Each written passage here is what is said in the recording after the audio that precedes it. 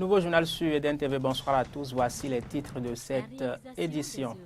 Sous les feux de l'actualité, la mise en circulation des véhicules de Bénin-Tassi, la flotte de voitures constituée par le gouvernement béninois pour le transport au Bénin. Seuls 50 véhicules sur les 300 prévus pour le projet Bénin-Tassi sont pour le moment opérationnels.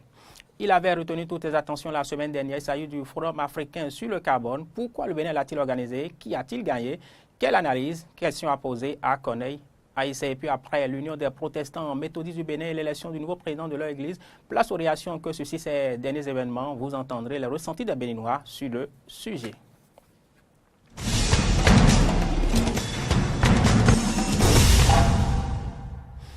Ils sont jaunes, vous les reconnaîtrez désormais facilement à leur couleur dans les rues de Cotonou, capitale économique du Bénin et ses environs. Il s'agit des véhicules du projet Bénin-Tassi destinés au transport des personnes et des biens. Avec 1000 francs CFA, vous pourrez les emprunter. Le projet vise à donner un coup de pouce à l'économie nationale et à celle du département du littoral. Vous suivrez le sujet dans les prochaines heures.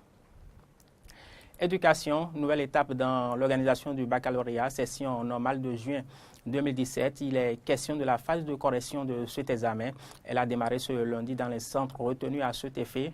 Au CG1 à Bomey-Calavi, on a pu voir les personnes sollicitées pour cette correction réunies. Au cours de cette première journée de correction, il a été question surtout de réunion de staff, de rappel de certaines instructions, telles la vérification des identités des correcteurs et de l'élaboration du corrigé type consensuel, comme nous l'explique le superviseur général, le professeur Eloge Agbossou. Nous avons démarré par une réunion du staff, le superviseur et ses collaborateurs, avec les présidents de sous-commission. Nous appelons les présidents de sous-commission les responsables des différentes matières. Nous avons 9 matières ici, à savoir français, anglais, SVT, PCT, allemand, espagnol, mathématiques, histoire, géo et philo. Donc nous avons une réunion avec ces présidents de sous-commission pour leur rappeler les instructions qui consistent notamment à la vérification de l'identité des correcteurs et des contrôleurs, de la vérification de leur diplôme, parce que pour pouvoir corriger au bac, il faut avoir tenu la classe de terminale au moins 2 années de suite, avoir au moins la maîtrise et le CAPES. Donc il fallait faire ce contrôle, donc ils ont reçu l'instruction pour faire ce contrôle. Pendant la correction, il y a un certain nombre de choses à faire, les statistiques, la présence, un certain nombre de documents que nous leur avons remis. Donc après cette réunion avec les présidents de sous-commission, nous avons rencontré les partenaires sociaux. Vous savez, dans une organisation pareille, il y a toujours les représentants des correcteurs et des enseignants. Donc, nous les avons rencontrés et pour pouvoir planifier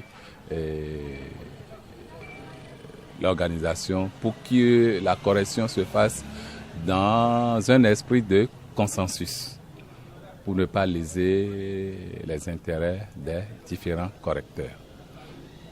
Donc, après ces étapes, les correcteurs, sous la présidence des présidents de commission, vont faire ce que nous appelons le corrigé type consensuel. L'office du bac leur a envoyé dans chaque matière un canevas de corrigé type. Maintenant, ce corrigé type va être fait avec l'appui, la participation des contrôleurs et des correcteurs pour que chacun puisse internaliser, maîtriser les différents points du corrigé type. S'il y a des commentaires, ils les font ensemble pour que tout le monde puisse corriger de la même façon. C'est une question d'éthique et de justice, pour qu'aucun candidat ne soit lésé du fait d'un correcteur.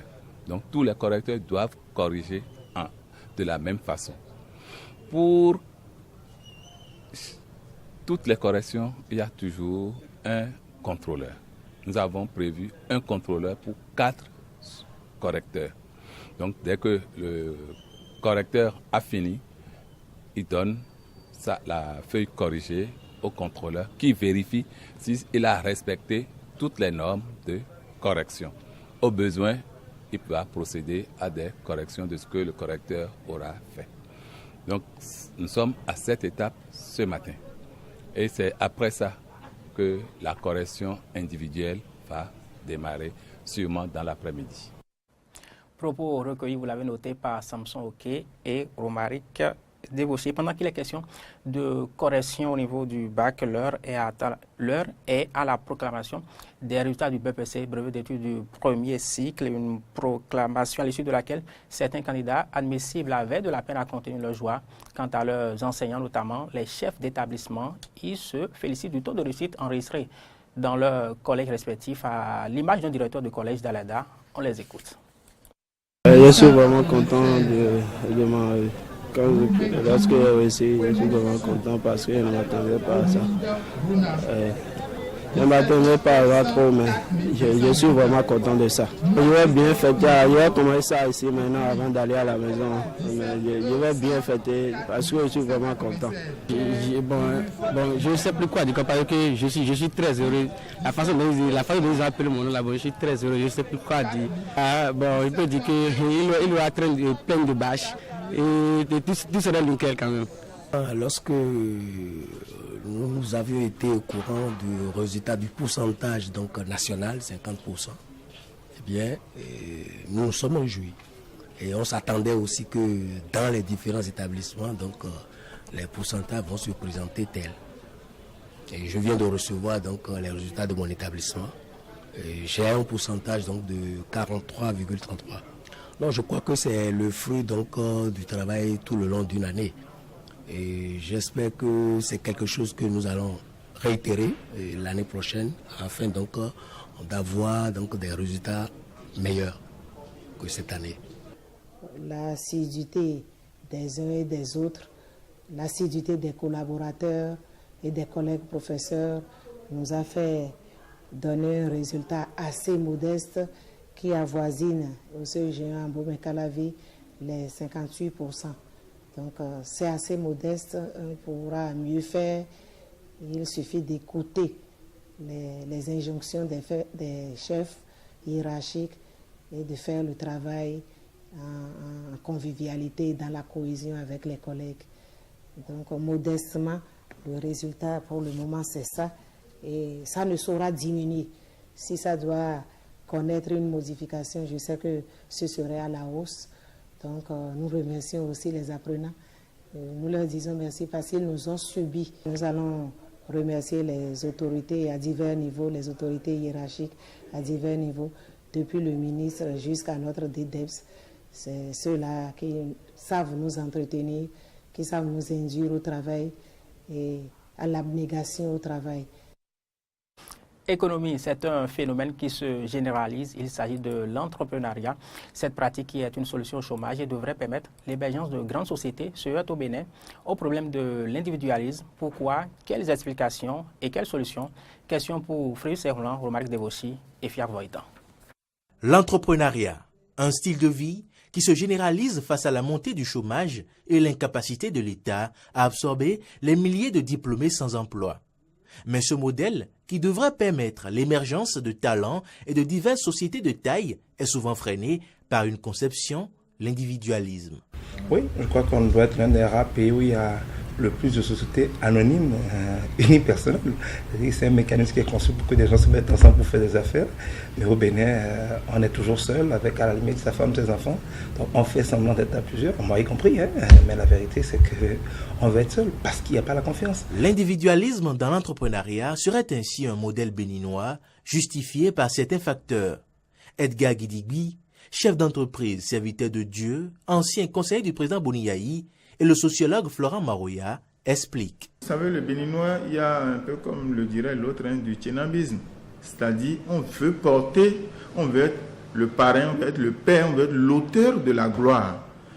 C'est moi. Les cas sont légion, des gens que vous associez veulent vous détruire, veulent vous voler, et au lieu de voir comment vous pouvez ensemble devenir plus fort, ne visent qu'à vous détruire pour prendre votre place.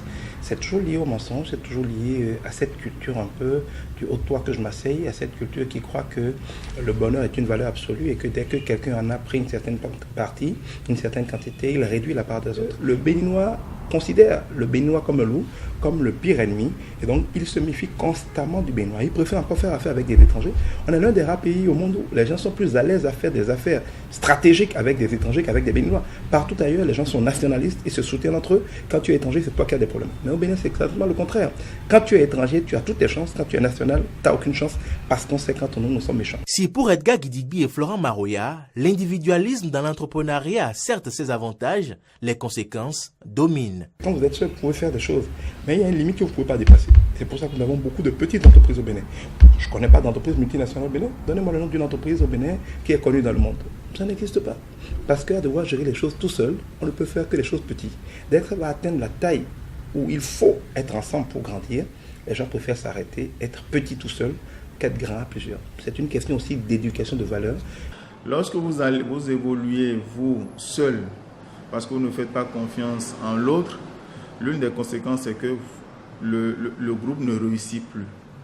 Le groupe ne réussissant plus, l'émergence tant souhaitée que nous prenons tous n'a plus forcément cette visibilité qu'on lui aurait souhaité.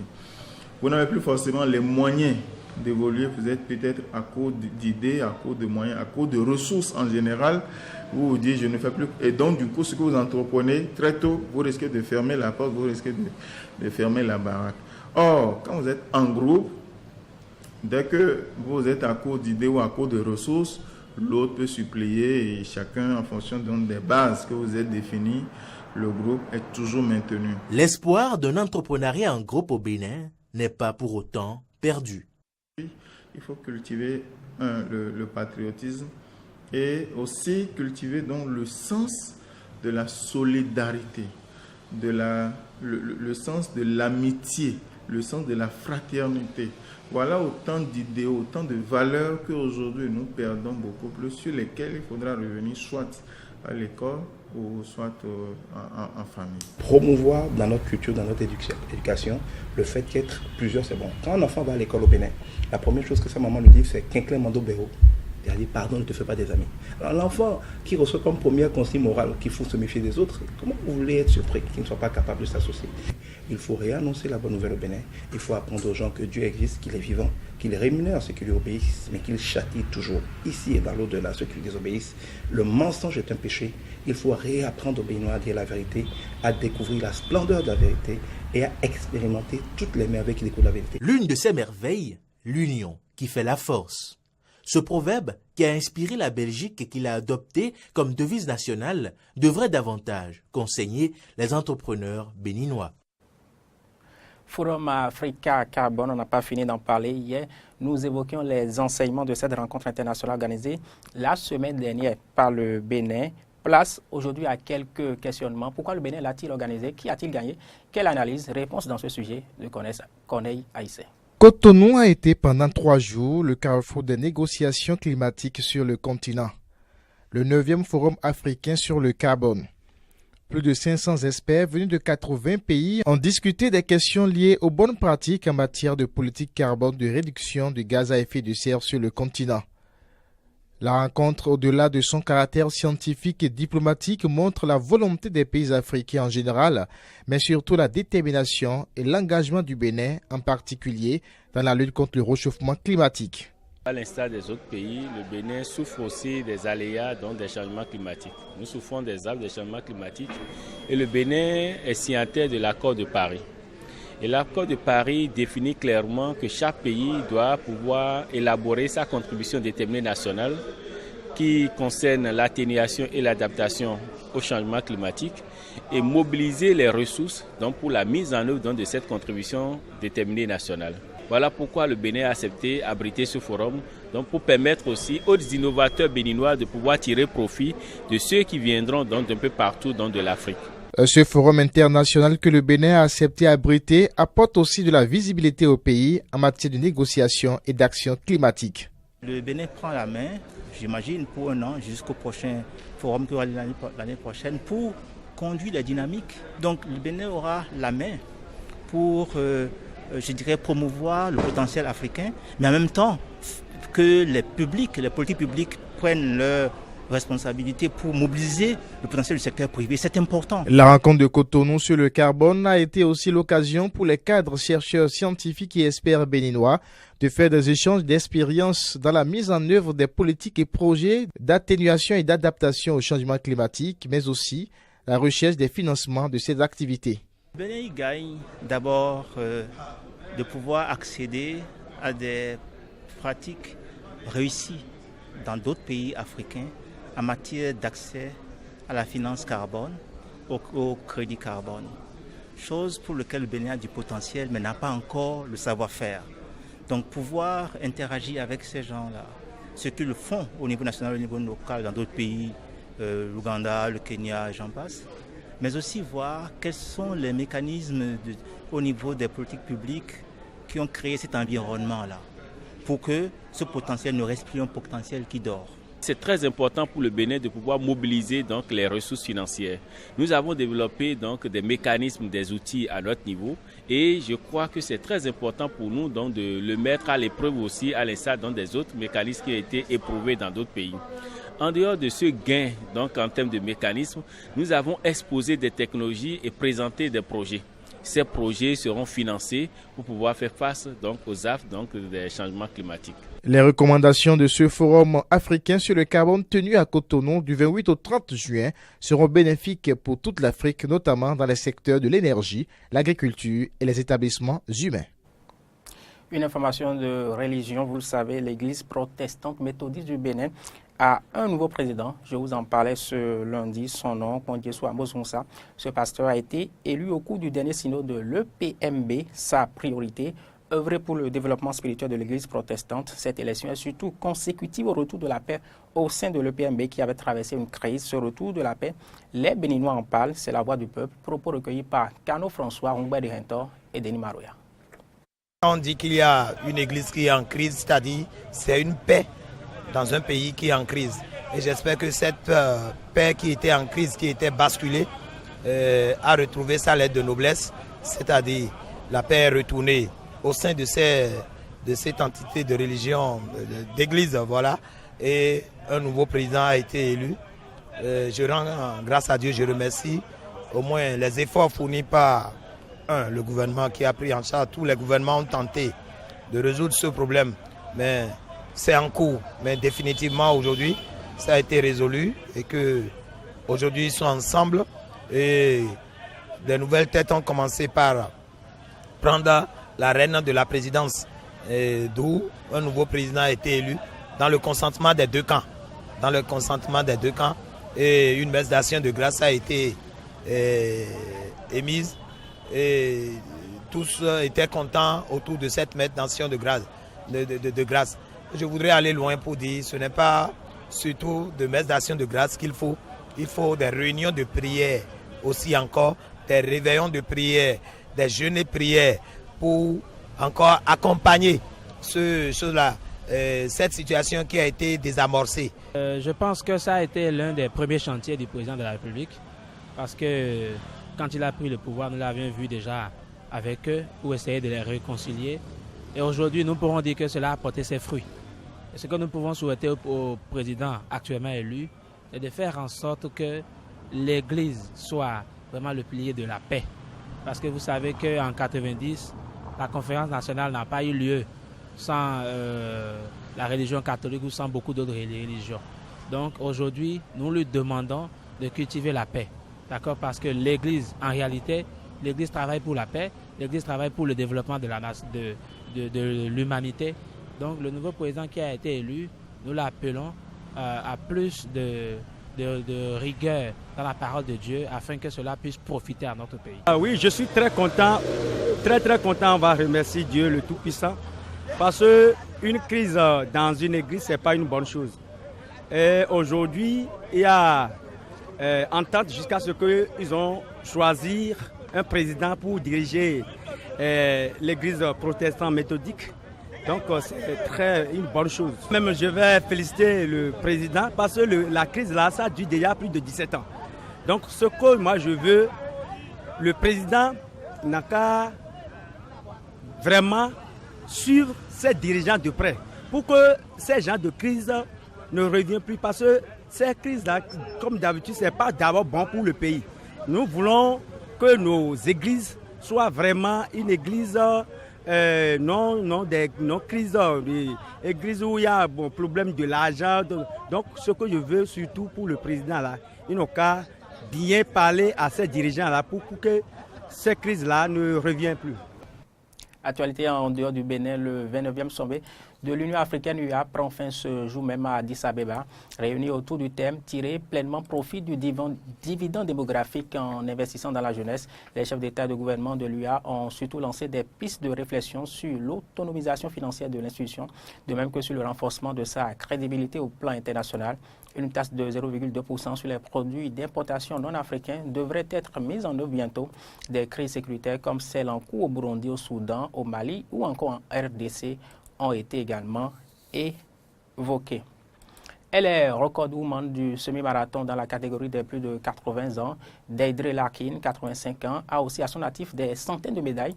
Un palmarès très impressionnant pour une marathonienne sud-africaine à qui on a diagnostiqué, peu avant ses 70 ans, une ostéoporose. Casquette vissée sur la tête, Deirdre Larkin est prête à braver le froid de l'hiver sud-africain. Il est 6 h du matin et elle est au départ d'une course de 10 km à Pretoria. Fondue dans la masse, elle ne passe pourtant pas inaperçue. Du haut de ses 85 ans, elle est la record woman du semi-marathon dans la catégorie des plus de 80 ans. Quand les gens me dépassent, parce que beaucoup de gens me dépassent, ils me saluent, ils me disent « Bonjour, on t'a vu dans l'émission Carte Blanche, on t'a vu à la télé. C'est toi qu'on a vu à la télé ?» Mais sinon, vous savez, on n'a pas le temps de discuter plus longtemps parce que tu as besoin de garder ton souffle pour la course. Peu avant ses 70 ans, son médecin lui diagnostique de l'ostéoporose. Après plusieurs années de traitement et après s'être essayée au yoga, sans succès, elle découvre avec son fils la course à pied. 7 ans plus tard, elle court 8 km 3 fois par semaine dans les rues de son quartier de Johannesburg et enchaîne les compétitions. Je n'ai jamais pensé à mon âge, j'avais juste envie de courir. Ce sont les gens qui me disent tout le temps « Tu es vieille, tu es vieille ». J'y pense maintenant, mais avant ce n'était pas le cas. Je me sens plus vivante, j'ai plus d'énergie.